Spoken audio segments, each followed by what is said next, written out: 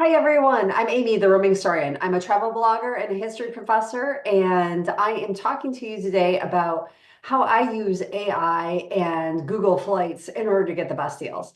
As you can imagine, history professors, we're not rolling in the dough, and I travel a lot.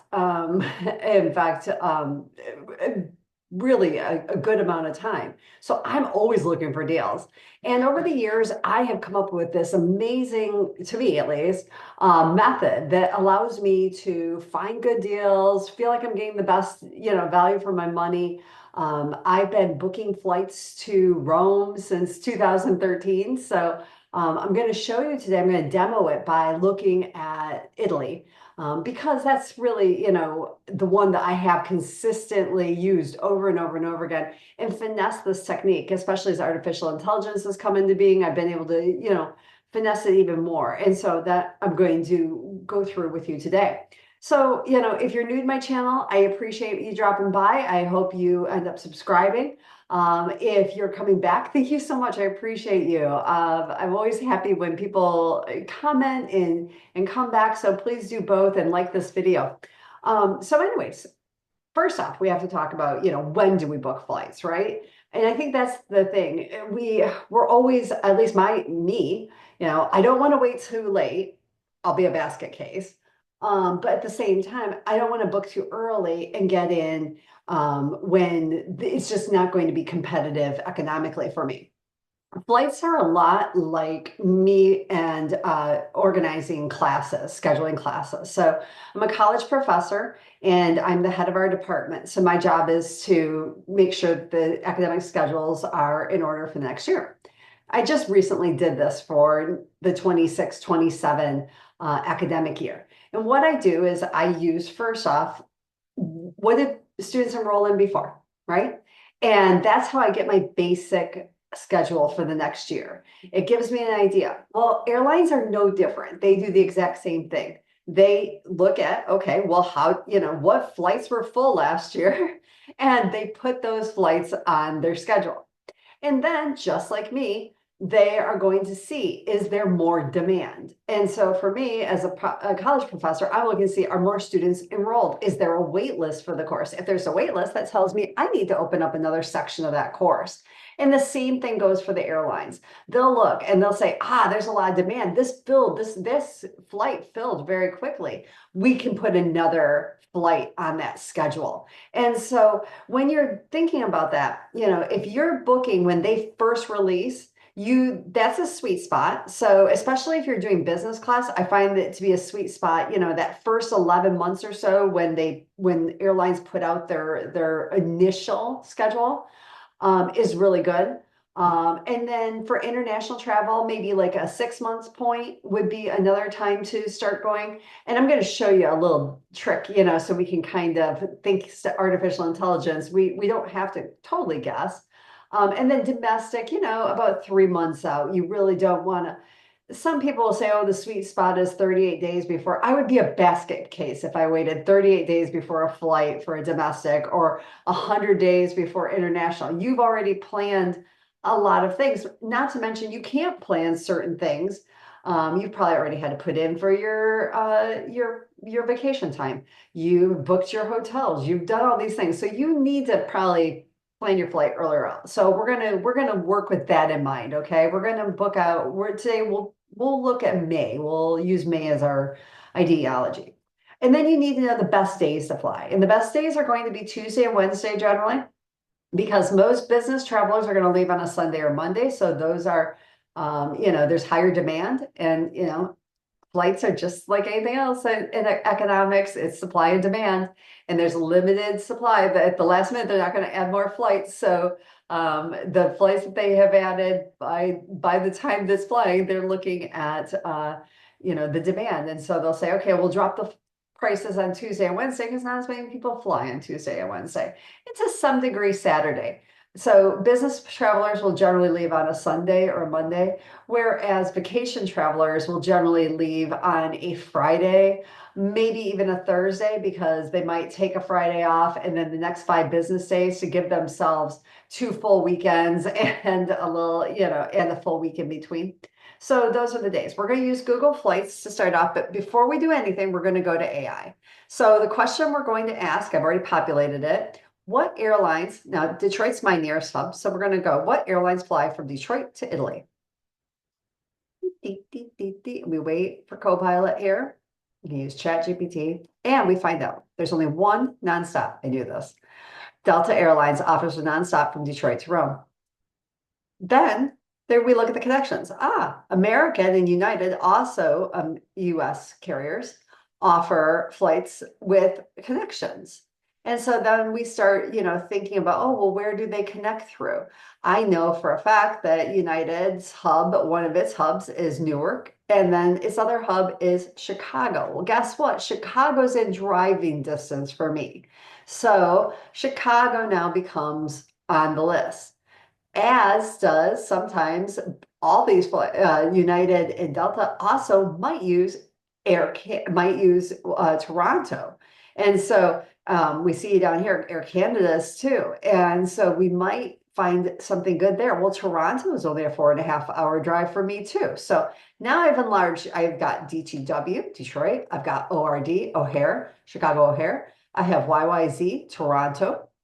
And then I might even throw in there Cleveland, CLE, because American flies to Cleveland. And I might throw in New York and JFK. So if we go over here, you can see what I had done for this next year. I had looked at all the airports I was willing to leave from. I can drive to O'Hare, Detroit, Toronto, and Cleveland. And then I was willing to fly, if it was a really great deal, to Newark, New Jersey, or JFK. And then what I found was here were the airlines and whether they went to Rome, Milan, Venice, Naples, Florence, Bologna, Milan Linate, or Pisa. And then I also looked for seasonality, because sometimes flights will only operate in the spring, and that's when we're looking at, right? We're looking at May, so spring, summer is a good time to look. And that's what your artificial intelligence can do. It can also, we're just going to put this in a note in the back of our heads, right? We're going to look at some of these pass-through cities like Lisbon and Madrid. We might wonder if Paris is a pass-through, because those might be deals. So let's go over to our Google Flights. We have decided we're going to be flexible with our airports, right? We're going to be flexible with our dates. And we're going to search for one seat at a time, and that's because of buckets. So buckets are, each flight price has so many seats at that flight price. When those are sold out, it doesn't mean the flight's sold out. It means that that bucket at that price is sold out. Recently, I was booking a flight for my husband and I. And so first I priced it out for one person, like I always do. And I will just use something easy. We'll just say whatever. It was 1,000, we'll say. And then I put it in for two, and all of a sudden it jumped to 2,500. It should have been 2,000. But because the second seat, and I couldn't see that, my travel agent friends could, but I can't see that bucket. So I have to play with Google Flights. And that's what I do, is I said, oh, okay. So I booked one seat for myself at 1,000, and then I booked the next seat for my husband, and his was 1,250. And so I still ended up paying 2,250, but it was far better than the 2,500 that I would have been charged if I had just booked the two flights together. If I had just booked them together, the airline's definitely going to capitalize on that. They're going to be like, oh yeah, you're both in the second bucket, and it's like, no, I'll take the seat with the one seat left in the one bucket, and then I'll take the other seat in the bucket. Okay, so we're going to start first. We'll do economy. We're going to leave from, we don't want to leave from Flint. This is just, we're going to leave from Detroit, and we're going to go to Rome. Whoops, there we go, Rome. And so let's look out. We're going to populate our calendar here, and let's start looking in May and see what we have got in May. And we're looking, and sure enough, as I predicted, our lowest prices are on Tuesdays and Thursdays. We see 629 here. Getting kind of pricey. So let's pick May 5th. And okay, so our cheapest here, we could come back the 19th through the 22nd for 629. We'll just do 2 weeks here, the May 5th through the 29th, or the 19th, sorry. Okay, so we search. And we see, oh, okay, so there is a United flight.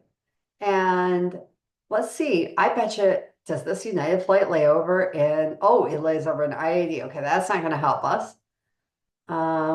Here's another United flight. So this one lays over in O'Hare. So why don't we then try, let's see, like, because we're not seeing anything, one nonstop here. We got nonstop, it's 1,370. This one is a one stop, it's 1142.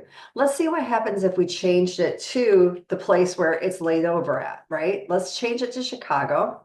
I've already, right? Because I've already told you, this is in my area where I'm willing to drive. So let's see what happens then to that flight. So that flight then becomes significantly cheaper than it would have been the nonstop from Detroit. It's still within driving distance for me, so it's just a couple more hours for me. And it's $945. So great, a nonstop flight for $945. Let's play again and let's see what happens if I go from Toronto. And so we see, oh, wow, I got a great deal for Toronto. Now, Toronto's only about 2 hours further, 2.5 hours probably, with border crossing for me than Detroit. And I can get nonstop for $668. And then we could also play around with our cabins. So right now, our best deal, right? We're going to use our best deal right now of the places I was willing to go is YYZ to FCO on Air Canada, which is a great carrier, for 668. Or if I wanted to stay in the States, I could go ORD. We'll go back there one more time just to make sure. I don't want to lead you guys astray. And ORD 2 is $947 nonstop. Okay, so and on Lufthansa's metal, it looks like it's a United flight on Lufthansa metal. So that's great. All right, now let's go back to, we're going to go back to Toronto since they had our best price. Now we want to see, well, what would happen if we want to go business class? Like we want that lie flat bed. We want a lounge access. Toronto's Pearson's Lounge is super nice. It has a restaurant there. And, oh, yeah, we want all that. And so we see, ooh, that's a ouchie, right? 3,520 for a nonstop flight from on Air Canada via Lufthansa, which actually has a better product. And so that's a little expensive, but look at this one. So we've got a one stop on TAP Portugal. Now TAP is a good line. I've flown TAP. I wouldn't like them in the economy class, but they've got a great lounge in Lisbon. My guess is this is going to lay over in Lisbon. We'll see. Whoops, pushed the wrong one. We'll see, but I'm pretty sure it's going to lay over in Lisbon. And yes, it does. It lays over in Lisbon. And so it's a good deal, right? This is a fairly good for $2,192. We can have lay flat beds. It is, yep, a lie flat seat. And then we get first class from Lisbon to Rome. We would get lounge access. We would get to eat there's a shower. We could shower there when we got to the airport in Lisbon. We would get lounge access in Toronto. We get lounge access in Lisbon. So this is a good deal. We're liking this. And at 2,192, that's fair, right? And so this is how I start doing it. And I'm very methodical about it. I will keep doing, and then I might look and I'll say, well, what would happen if I wanted to go to Milan? Would things be cheaper there? Or I would say, I always try first, let's go all these, the places I'm willing to travel from, and then all the places I'm willing to travel to. And what I'm always trying to score is the better business class deals. I'm trying to get very close. And you remember when we were looking at some of this, we were around 2000, we weren't that far away, 2000 for economy class when we were out of Detroit. So let's go back to Detroit and look. And I mean, business class out of Detroit, very expensive, but let's go back to economy. And so yeah, if we were on 1370, or with one stop, even 1156. So, obviously it's up to the person, but for about $900 more, you could have business class. And that's what I do. Sometimes I find that it's negligible, the price. You could even look at premium economy. What happens if we get a little bit nicer seat, and whew, this is still more expensive than the business class seat, the first class seat on tap. You can also do things like you can compare one ways. I know this works for some people. Some people tell me this works for them. It never works for me. And so you can also go over. So we could also do like a multi-city. So let's try that. Let's try a multi-city. We're gonna go back to Pearson International. So we'll go Pearson to Rome, and then let's go Milan to Pearson. And we'll go back to business class because we've already convinced ourselves we're flying in luxury. And we really don't see a change. It's still 2,192, so not that big of a deal, right? But maybe it is. Let's see what happens if we went to Chicago. Is Chicago better? We can try. And so, mm, not really. We're not seeing it. It's all a little bit still expensive. So, but it's always worth it. Oh, well, let's try Milan. That's what I was going to do. I was going to try see what happens if we try Milan. That's right. We're doing different cities. Okay, it does drop the price a little bit, and that is if we went on Turkish Airlines, but then we're going to lay over in Istanbul. So I'm not sure. And we only have 1 hour 55 minutes in Istanbul, so I'm not sure that that's the right one because that might be a tight connection. Okay, so those are the suggestions I have for you. These work for me. I just keep playing around till I get a price. Once I get a price, I come over here. And so one of the things with AI, first off, I could ask, are there any discount airlines from Detroit to Italy? And we'll find out that there's no true ultra low cost. And so, okay, that's good to know. Are there, and you could ask, are there from Chicago? Are there discount airlines from Chicago to Italy? And yes, actually. And so on and so forth. So let's ask now what we can do is we've got this. Let's go back to the one we liked the most. So we were going to go YYZ, right? We're going tap Portugal. Now, if I were you, I would go straight to when you book this, don't book it through Google Flights, don't book it through any third party. And I say that as someone who has, who can get commissioned on those, and I still wouldn't do it. Book on the official website. Okay, that's where you have the best luck. If anything happens to you, the official website, the official airlines website is going to take care of you. And if you could reprice it, you could reprice it through there. Most of the time they don't allow repricing, but if it could happen, if you wanted to upgrade using miles, that's where you could do that. And so, if you wanted to do like a pay with cash and miles, you could do it through the official. You can't do these through third parties. So now at this point, we've got our flight. We're happy with 2,192, but we want to know, is this a good price, right? And so you could do something like use one of the apps that predict flights like Skyscanner and Hopper.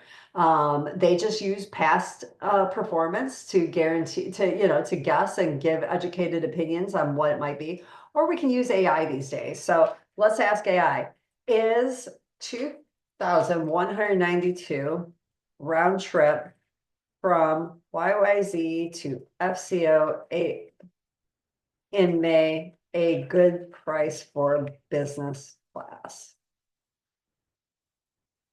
And yes, and so typically class fares are closer to 2,800 to 35. So we're saving several $100s, according to Kayak.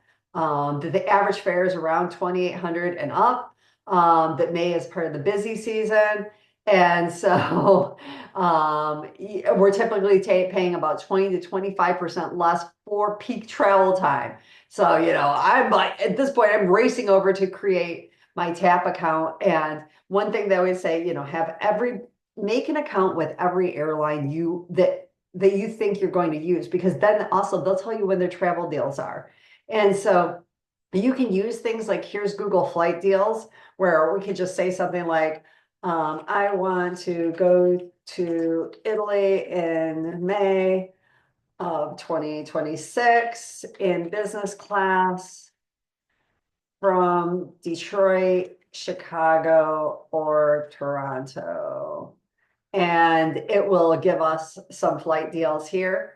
And so here we can see, okay, here's, so honestly, not much better than what I did. And I, at least with mine, we're not like staying 6 days, there's a chunk of time. So I always find that mine work, but sometimes you'll get, there'll be an email with a flight deal, or there might be a coupon code. So it's always worth it to at least have your name out there with the different airlines. But those are my tips for success. Then use the right credit card. You can there's different Chase, Amex. I've heard people like Capital One.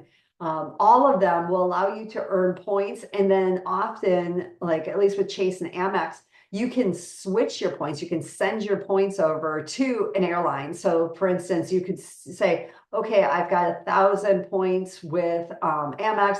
I'm going to send that over to Delta. Or I have 1,000 points with United from Chase, and I'm going to send that over from Chase to United. And then that can help get you what you want. So always check those miles, and try to use the right credit card. But those are my tips for you. This is how I do it, and I get good deals. I'm able to fly frequently, and I'm able to fly often very stylishly on the same price that people would pay for economy. So there's my deals. Tell me yours. I'm always interested in knowing more about what you guys are doing. Thanks, and I hope you have happy travels.